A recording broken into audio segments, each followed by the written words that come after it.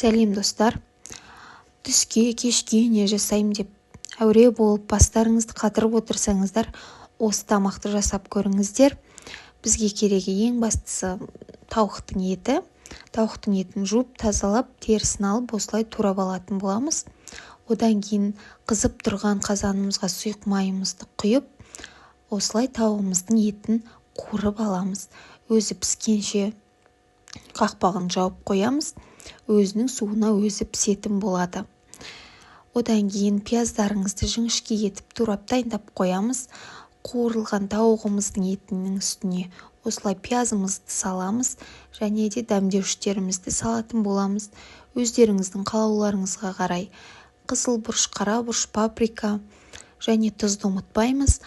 Тұзымызды салып, осылай жақсылап қуырып алатын боламыз. Қуырылдау дегенде томатымызды салып, араластырып қуырамыз. Одан кейін суымызды құйып, осылай қайнатып алатын боламыз.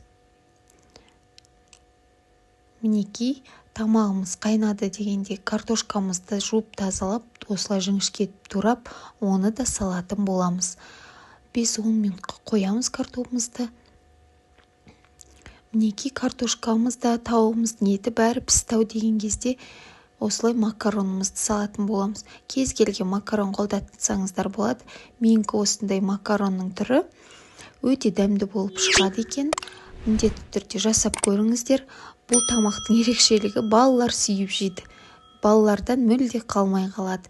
Содан кейін мен міндетті түрде жасаймын және сіздерге ұсынуды жөн көрдім. Көп рахмет.